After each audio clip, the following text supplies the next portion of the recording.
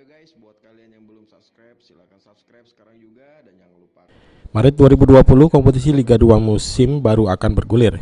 SCP saat ini tengah menyusun kerangka tim, termasuk di posisi kiper atau penjaga gawang. Sejauh ini pelatih kiper SCP Ferry Rotinsulu telah menyatakan tidak akan melanjutkan kerjasama dengan dua kiper SCP musim lalu, Kelly Sudaryono dan Hendra Mole.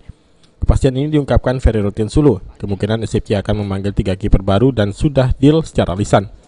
Salah satu kiper yang akan direkrut bahkan sudah pernah memperkuat tim dari Liga 1. Ketika ditanyakan identitasnya, mantan kiper SCP yang turut membawa SCP meraih juara double winner mengatakan bakal diumumkan pada hari H latihan perdana, yakni 20 Januari mendatang. Kemungkinan besar akan saya datangkan kiper-kiper yang baru. Kriterianya seperti apa? Kriterianya yang jelas seperti tadi Coach Budi bilang, muda ya, dan mau bekerja. Biasanya yang muda seperti itu sih. Kalau tidak punya pengalaman kan akan beresiko.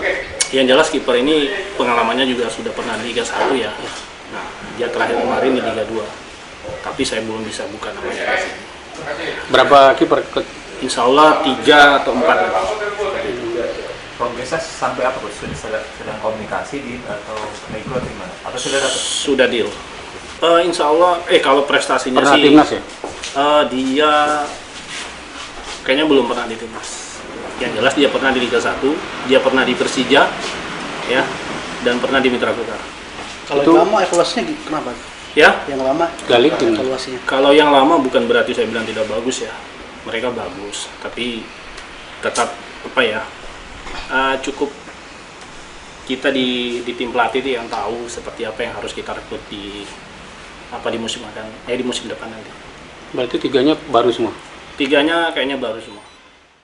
Calon kiper yang akan direkrut sudah nego langsung dan ada pula melalui agen, serta 1 calon kiper lagi masih dicari untuk dimagangkan. Nanti akan dipantau kiper yang berbakat di turnamen Sriwijaya FC U18 dan U20. Julius Suman Gaul, PAL TV.